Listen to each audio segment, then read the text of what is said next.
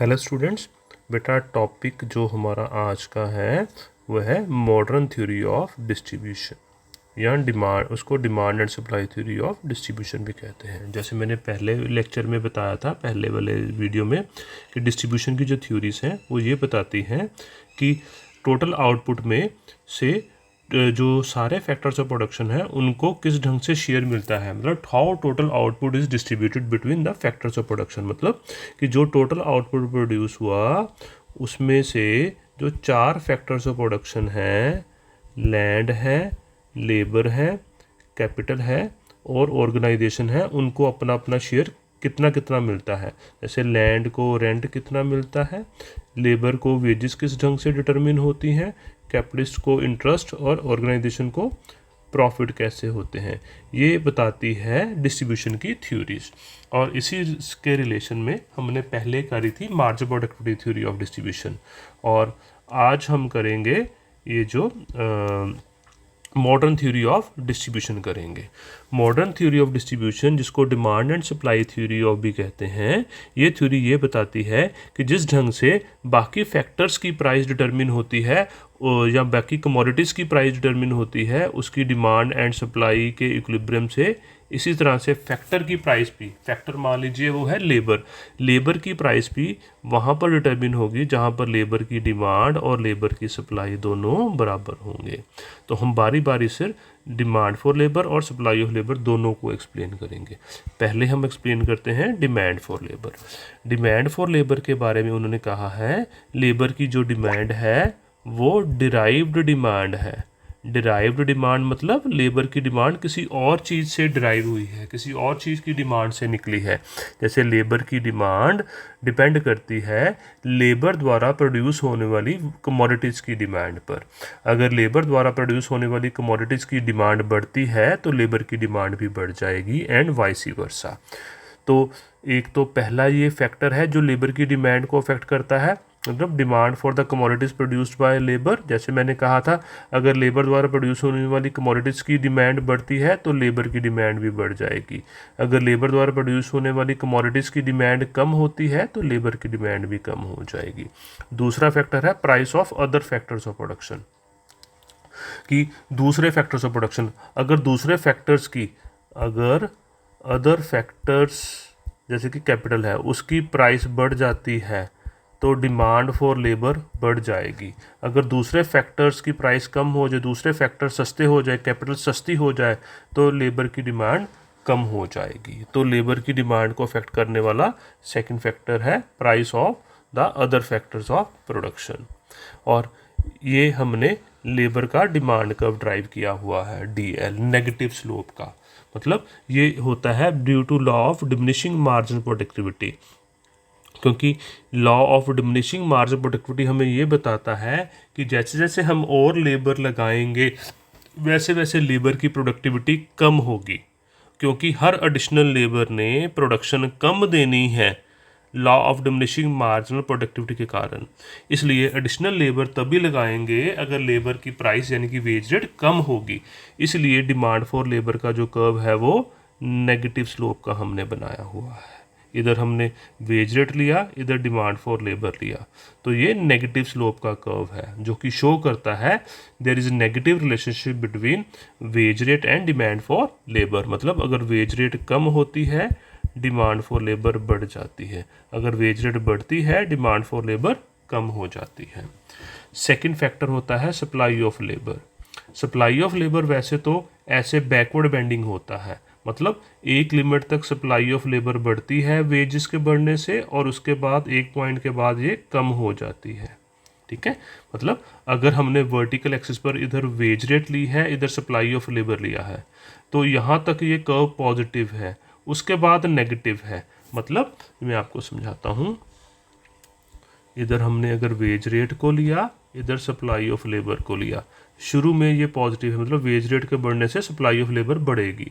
But इस point के बाद अगर वेज रेट और बढ़ती है तो सप्लाई ऑफ लेबर फॉल कर जाती है। अगर वेज रेट OW1 होगी तो सप्लाई ऑफ लेबर कम होगी, अगर वेज रेट यहाँ से यहाँ आ गई। इसका रीज़न पता क्या होता है?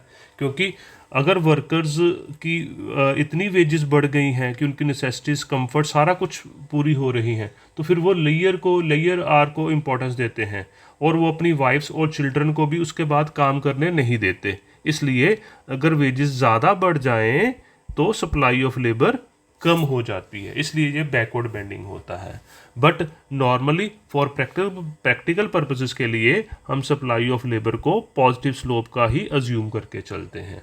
ये आगे हमने देखना, अगले पेज पे यही बनाया है, सप्लाई ऑफ लेबर ये पॉजिटिव स्लोप का बनाया है हमने इस ढंग से।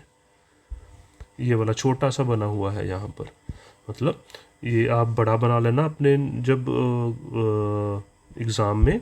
मैं आपको बना के दिखा देता हूँ।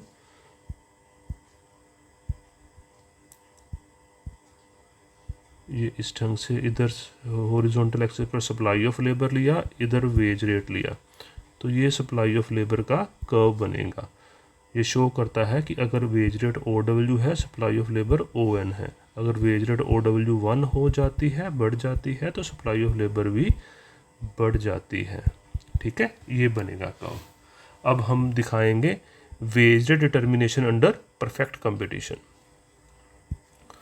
यानी कि equilibrium from the view point of industry. From the view point of industry equilibrium वहाँ पर होता है जहाँ डिमांड फॉर लेबर और सप्लाई ऑफ लेबर दोनों बराबर हो जाए। उसकी ये डायग्राम बनाई हुई है। मैं ये डायग्राम यहाँ पर आपको दोबारा बना के दिखाता हूँ बेटा। हॉरिजॉन्टल एक्सिस पर demand and supply of labour को लिया गया है और वर्टिकल एक्सिस पर वेज रेट को लिया गया है। ये कर्व सप्लाई ऑफ लेबर का कर्व है, ये कर्व डिमांड फॉर लेबर का कर्व है। ये इक्विलिब्रियम पॉइंट है, ये इक्विलिब्रियम वेज रेट है और इतनी इक्विलिब्रियम लेबर एम्प्लॉय की जाएगी। ठीक है, इक्विलिब्रियम वेज रेट OW1 नहीं हो सकती क्योंकि इस वेज रेट पर supply of labour is this much, demand for labour सिर्फ इतनी है, इसलिए इतनी एक्सेस सप्लाई है। लेबर की इतनी ज़्यादा वेज रेट पर ज़्यादा लेबर काम करने के लिए तैयार है पर उतनी डिमांड नहीं है, और जब किसी फैक्टर की सप्लाई ज़्यादा होती है उसकी प्राइस कम हो जाती है। इसी तरह से इक्विलिब्रियम वेज रेट इतनी कम भी नहीं हो सकती क्योंकि यहाँ पर डिमांड इतनी एक्सेस है, ये एक्सेस डिमांड है, और जब किसी चीज़ की डिमांड उसकी सप्लाई से ज़्यादा होती है वो चीज़ महंगी हो जाती है। तो इस ढंग से इंडस्ट्री में वेज रेट डिटरमिन होती है।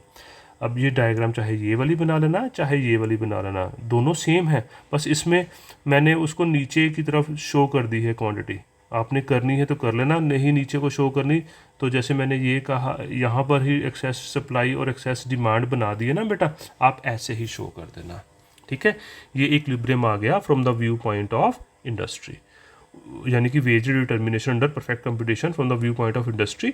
अब हम अगले करेंगे from the view point of firm. अब परफेक्ट कंपटीशन में जो वेज रेट इंडस्ट्री ने डिटरमिन कर दी, ये OW वेज रेट इंडस्ट्री ने डिटरमिन कर दी, हर इंडिविजुअल फर्म इस वेज रेट को फॉलो करेगी, और जो वेज रेट इंडस्ट्री ने डिटरमिन कर दी उस वेज रेट पर इंडिविजुअल फर्म जितनी लेबर चाहे लगा सकती है पर उस वेज रेट को चेंज नहीं कर सकती। फर्म ने अपने इक्विलिब्रियम के लिए ये देखना है कि उसके लिए इक्विलिब्रियम यूनिट्स ऑफ लेबर कितनी होंगी, वो यानी कि कितनी यूनिट्स ऑफ लेबर लगाए ताकि उसके अगर उसे प्रॉफिट हो रहे हैं तो प्रॉफिट मैक्सिमम हो, अगर लॉसेस हो रहे हैं तो वो लॉसेस मिनिमम हो। तो इसको हम आगे शो करते हैं फर्म के इक्विलिब्रियम को। ठीक है, तो फर्म के इक्विलिब्रियम को हम दो अलग अलग टाइम पीरियड में एक्सप्लेन करेंगे, एक शॉर्ट रन का और एक लॉन्ग रन का। पहले हम शॉर्ट रन का इक्विलिब्रियम हम करते हैं। तो शॉर्ट रन और लॉन्ग रन का मीनिंग हमें पता ही है। शॉर्ट रन वो टाइम पीरियड है जिसमें सम फैक्टर फिक्स्ड है और सम वेरिएबल है, एंड लॉन्ग रन वो टाइम पीरियड है जिसमें सारे फैक्टर्स वेरिएबल हैं। तो फर्म के इक्विलिब्रियम के लिए, फैक्टर मार्केट में फर्म के इक्विलिब्रियम के लिए इक्विलिब्रियम वहाँ पर होगा जहाँ पर marginal wage is equal to marginal revenue productivity of labour है। उसके अकॉर्डिंगली फर्म ने अपनी इक्विलिब्रियम यूनिट्स ऑफ लेबर लगानी है। तो फर्स्ट हम शॉर्ट रन इक्विलिब्रियम बेटा एक्सप्लेन करते हैं, और शॉर्ट रन में फर्म के इक्विलिब्रियम की तीन सिचुएशन हो सकती हैं। फर्म्स को सुपरनोवा प्रॉफिट भी हो सकता है, फर्म को नॉर्मल प्रॉफिट भी हो सकता है और फर्म को लॉसेस भी हो सकते हैं। तो यही हमने 3 डायग्राम्स बनाई हैं शॉर्ट रन के इक्विलिब्रियम की, सुपर नॉर्मल प्रॉफिट वाली, नॉर्मल प्रॉफिट वाली और लॉसेस वाली। पहले मैं आपको बना के दिखाता हूँ सुपर नॉर्मल प्रॉफिट वाली। तो ये डायग्राम मैं बनाता हूँ। इधर हमने यूनिट्स ऑफ लेबर को लिया है, इधर हमने veg rate and marginal revenue productivity of labour को लिया है। परफेक्ट कंपटीशन में लेबर का सप्लाई कर्व ऐसे होता है, ये मार्जिनल वेज कर्व और एवरेज वेज कर्व है, क्योंकि फर्म के लिए जो लेबर की प्राइस यानी कि वेज रेट वो कांस्टेंट है, OW है मान लो, ठीक है। क्योंकि प्राइस तो फिक्स, लेबर की प्राइस यानी कि वेज रेट इंडस्ट्री ने डिटरमिन करनी है, तो इसलिए MW और AW curve parallel to horizontal axis होते हैं। ये marginal revenue productivity of labour का कर्व है। इक्विलिब्रियम कहाँ पर होता है, जहाँ पर मार्जिनल वेज और मार्जिनल रेवेन्यू प्रोडक्टिविटी दोनों बराबर है, ये इक्विलिब्रियम का पॉइंट है। इसके accordingly ON units of labour will be employed. और एवरेज वेज है OW, टोटल वेज बिल है ONEW, टोटल वेजेस हैं ONEW। अब हमने सुपर नॉर्मल प्रॉफिट शो करने हैं। सुपर नॉर्मल प्रॉफिट में एवरेज रेवेन्यू कर्व ऊपर आएगा इस ढंग से, ये average revenue productivity of labour है, और इतनी लेबर पर ON यूनिट्स ऑफ लेबर पर एवरेज रेवेन्यू प्रोडक्टिविटी है दिस मच, RN है, और टोटल प्रोडक्टिविटी है दिस मच। इसको नाम दे देते हैं हम P। तो टोटल प्रोडक्टिविटी है ONRP, और ONRP और ONEW का डिफरेंस ये जो है ये सुपर नॉर्मल प्रॉफिट है, ठीक है। ये वाली डायग्राम बेटा होगी। सेकंड हमने बनानी है नॉर्मल प्रॉफिट वाली डायग्राम, ये वाली डायग्राम। ये डायग्राम भी इसी तरह से है, इसमें सिर्फ ये जो ARPL कर्व है ना वो यहाँ पर से आना है, याद रखना। और लॉसेस में रेवेन्यू और कम होगा, ये ARPL कर्व और नीचे से आना है। ये मैं अभी आपको डायग्राम बेटा बना के दिखाता हूँ। ये सेकंड डायग्राम बनाते हैं नॉर्मल प्रॉफिट वाली। इधर फिर वही wage rate and marginal revenue productivity of labour, इधर units of labour, average wage and marginal wage, this is marginal revenue productivity of labour, ये इक्विलिब्रियम यूनिट्स ऑफ लेबर, ये equilibrium wage rate, और ON units of labour employ करेंगे। यहाँ पर normal profit दिखाने हैं तो एवरेज रेवेन्यू प्रोडक्टिविटी कर्व यहाँ पर आएगा, जैसे ये वाली डायग्राम में है, ठीक है। और लॉसेस में बेटा यही वाला कर्व ऐसे नीचे की ओर बना देना है, ठीक है। अपने आप बना लोगे ना, और इतने लॉसेस में ये हो जाएंगे, राइट। बना के दिखाऊं, चलो बना के दिखा देता हूँ लॉसेस वाली भी। लॉसेस वाली डायग्राम में average wage, marginal wage, marginal revenue productivity of labour, equilibrium, ON units of labour OW, average revenue productivity of labour, और ये लॉसेस है, इधर R इधर P, क्लियर। ये लॉसेस है। ये हो गए, मैंने बता दिया आपको short run equilibrium of firm. अब मैं एक्सप्लेन करूंगा long run equilibrium of firm. Long run में ना बेटा फर्म को हमेशा नॉर्मल प्रॉफिट होंगे, तो इसलिए लॉन्ग रन में यही वाली डायग्राम जो है वो बनेगी लॉन्ग रन की। ये देखिए,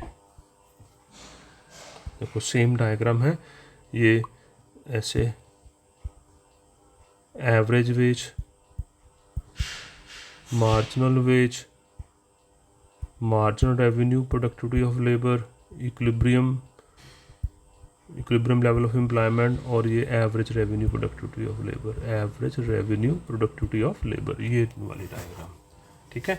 ये हो गया wage rate under perfect competition.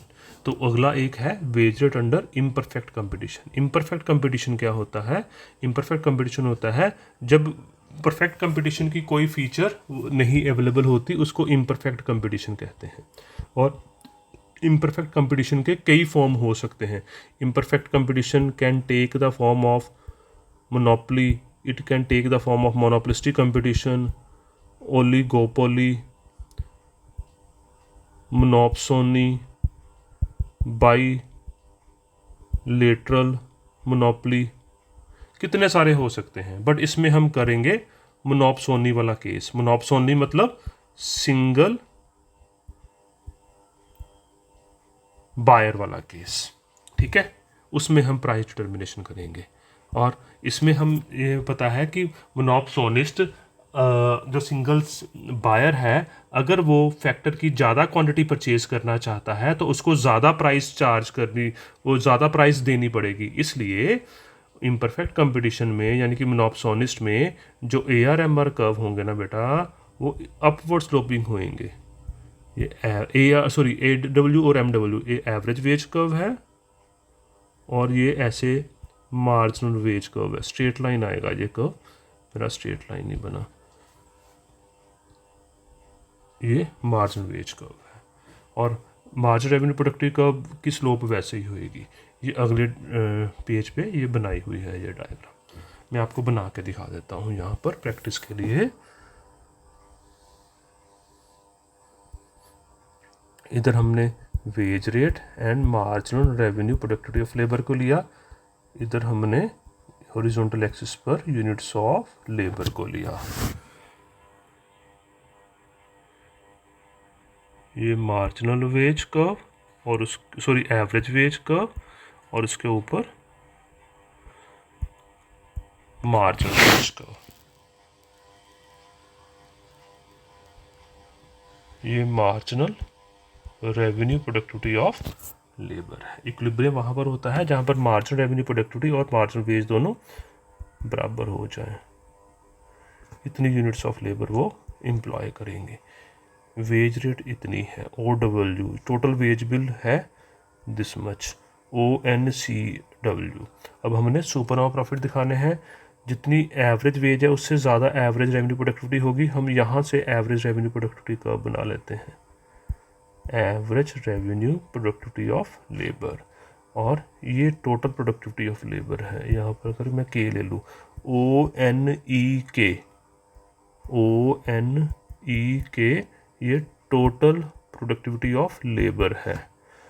Total wage bill जो है वो है ONCW।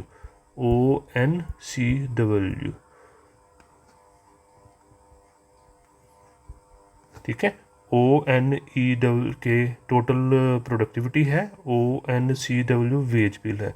तो इनका जो डिफरेंस है ना, ये वाला पोर्शन, ये फर्म के सुपरनोवा प्रॉफिट है। तो इसके साथ हमारा ये जो मॉडर्न थ्योरी ऑफ डिस्ट्रीब्यूशन है बेटा, वो कंप्लीट हो गया है। अब इसकी आपने अच्छे से तैयारी करनी है। ओके बेटा, बेस्ट ऑफ लक।